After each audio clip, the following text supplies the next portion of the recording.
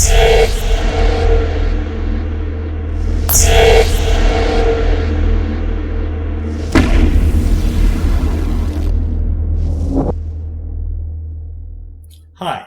I'm Alan Urey, and I'm here to talk to you about the fine art and science of pitching.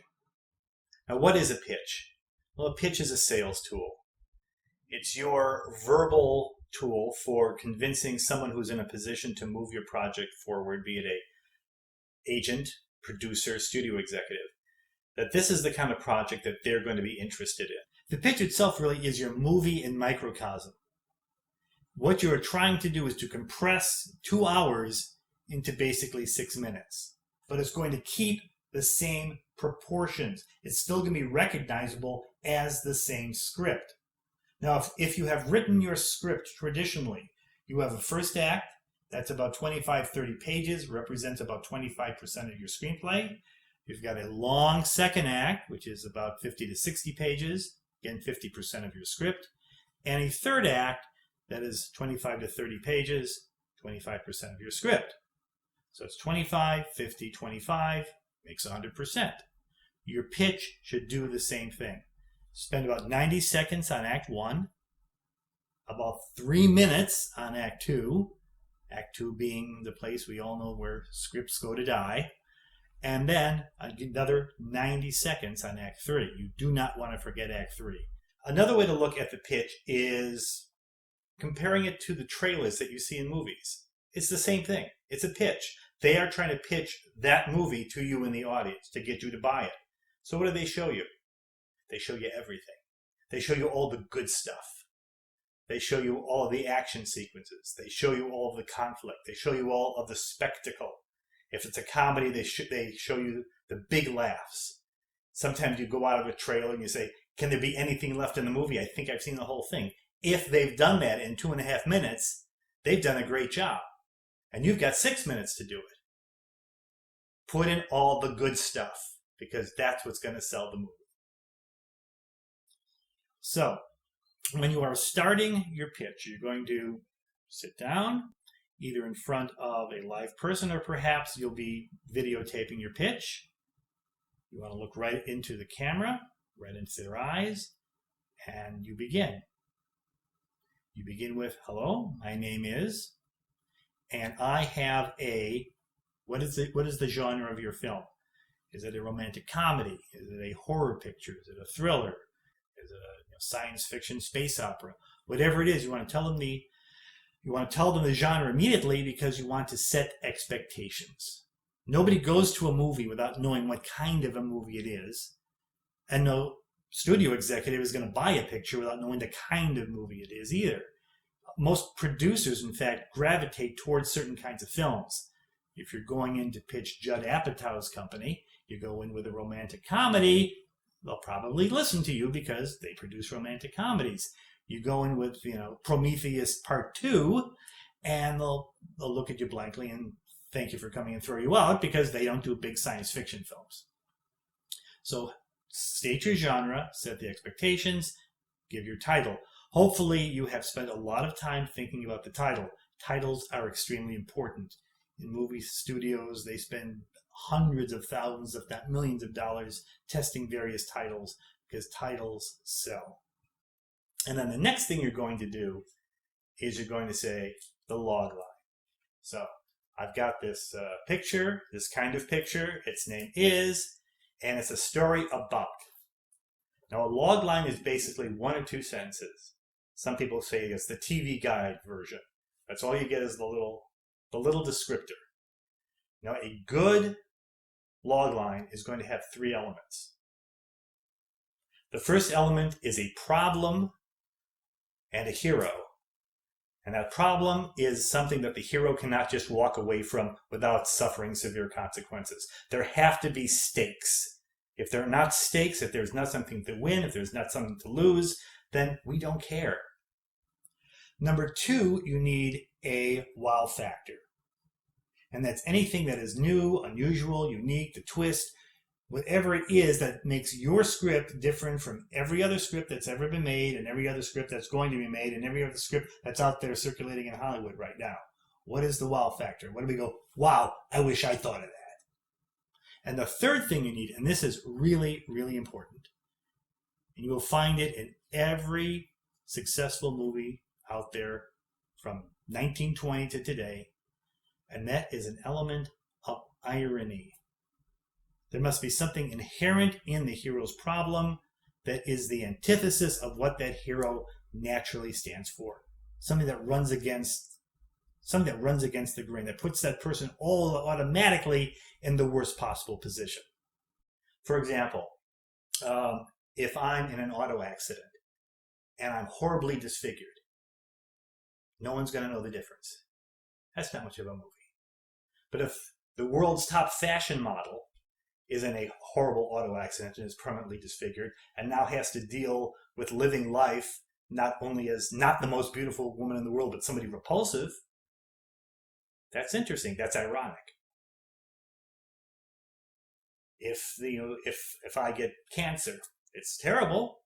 That's my problem. If the world's top oncologist gets cancer and he's a horrible patient, that's a movie. It has to have irony. Now, so what does a logline sound like? Well, I'm going to use for an example The Avengers, which at the time of this recording has been out for a few weeks and has made something like $100 trillion worldwide. So it's going to be kind of a benchmark film that Hollywood is going to be trying to emulate for a long, long time. So the log line for that should be something like a top secret spy organization recruits 6 of the world's greatest superheroes to fight an extra-dimensional megalomaniac who has come to Earth to enslave the entire planet. But before they can fight this extraterrestrial foe, they first have to learn to stop fighting each other. Simple, right? Okay, so does it have those 3 elements? Does it have hero or heroes with a problem they can't just walk away from? Yes, you've got 6 heroes, and the problem is the extraterrestrial megalomaniac who's going to destroy the Earth. So it's not a problem they can just walk away from. There are stakes. It's the entire planet. Is there a wow factor? Well, yeah, you got 6 superheroes. You got a top secret spy organization. You've got an extraterrestrial megalomaniac. Yeah, that's pretty much a wow factor. And then finally, is there irony? Yes, that's in the last sentence. Before they can fight the megalomaniac from outer space, they have to learn to stop fighting each other. They are their own worst enemies. And that's the irony of the story. If they all work together beautifully at the beginning, the movie would be over in half an hour. All you'd have is Act 3. The first 2 acts are about them not getting along. And that's the irony. So now you're ready to tell your pitch. Now, the important thing to remember when pitching is to tell your story. Don't explain your story. 90% of people who are doing this for the first time make the mistake of explaining. They step back and say why they wrote the story, what the meaning of the story is, what the theme of the story is, why the story is important. And then they talk about the various characters. This character means this character means that. These are the relationships the character has. That is not telling the story. Instead, think of your story like a fairy tale. A fairy tale you're telling to a 4-year-old child. How do you do that? Once upon a time, in a far-off kingdom, there existed a fairy princess who was trapped in a gigantic castle, trapped there by an evil witch, yada, yada, yada, yada. But you're telling the story. You're setting a place and a time. Where does your story take place? What's the first thing we see when the movie begins? Is it opening in Manhattan? Are you in a coffee shop in Rome? Are you in a spaceship, somewhere out in outer space? Where are you? When are you? Let us know that. It's very important. Have the character in motion. Already the character should have a problem. The character is doing something. It could be something very minor, trying to get all of her kids to school on time. Or it's a guy getting ready for a big sales presentation. Or it's a guy training to meet the greatest karate master of all time. Whatever. The character is trying to do something, and the character already has a problem. That's why we start to connect with that person. Then lead us through the beats of the first act until you introduce the inciting incident, whatever it is that comes crashing down on the hero and changes those heroes' plans. Then the hero has to step back and reevaluate the situation, start a whole new set of plans, which then takes us into Act 2. The problem has become much, much larger. Now, as you're talking about this, don't forget the most important thing about your characters, which is the character's emotions. How is the character feeling at these times? Is the character angry? Is the character frustrated? Is the character in a murderous rage? What is going on in the character's head? You just want to drop these in. You don't want to dwell on it, but weave that into the story. Now, Act 2, as I said earlier, is traditionally where screenplays go to die. Because what happens is people have a great time setting up Act 1, but then they don't follow through. They don't know how to develop it. So try to think of your second act is actually 2 acts. The first quest and the second quest. Every movie you see usually follows this structure. So instead of 30 pages, 60 pages, 30 pages, it's 30 pages, 30 pages, 30 pages. Everything is in quarters. At the beginning of Act 2, a new plan has been created due to the inciting incident and the change in that person's life. And now we follow that character as he or she is trying to reach that new goal. There is a series of setbacks. There are false starts. There are small triumphs. There are great losses. You've got the antagonist at work. Never forget the antagonist. The villain is as important to the hero as any other character in the picture.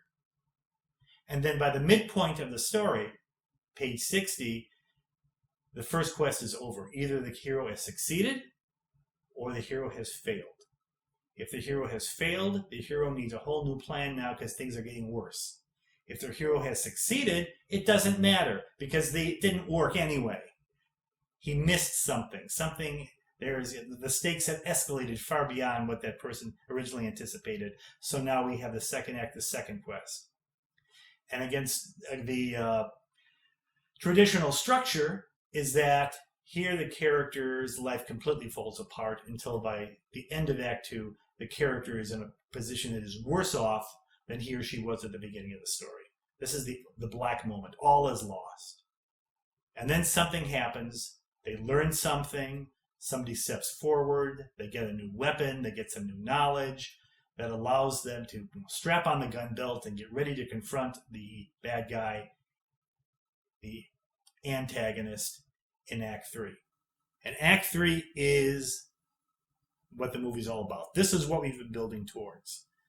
And it's a big one. This is Rocky Balboa and Apollo Creed battling it out. This is Luke Skywalker at the Death Star. This is Sheriff Brody and the Shark. This is the big battle, and it goes on and it goes on. There's back and forth, up and down. It looks like the hero is down. The hero comes back. Something happens. Boom. It's over. Either the hero survives, is triumphant, or in some cases the hero loses. But hopefully there's a moral victory. Then at the end you say, okay, and how does the story end? What's the last thing we see? Is there a great last line? We've talked about those great last lines. Do you have one in your script? If you have one, that's it. It's over. Curtain. Now, a lot of people ask, should I give away the ending? There are some screenplay gurus who say no. Use that as the hook to get the agent to read the script. I think it's a really lousy idea. This is not a third grade book report you're trying to pitch here. If you want to know how it ends, you've got to read the book. No, you want these people to make a $100 million investment in your vision. You've got to give them every reason to say yes and remove every possible reason for them to say no. Give them everything you've got, and that includes the ending, because that's how the audience is going to remember your film. You can have the greatest story out there, and if the ending falls flat, and we've all seen those movies where the ending falls flat, it doesn't matter how good everything else was, it stinks. So give them the ending, give them a good ending. They will be very, very appreciative. They'll be very, very happy.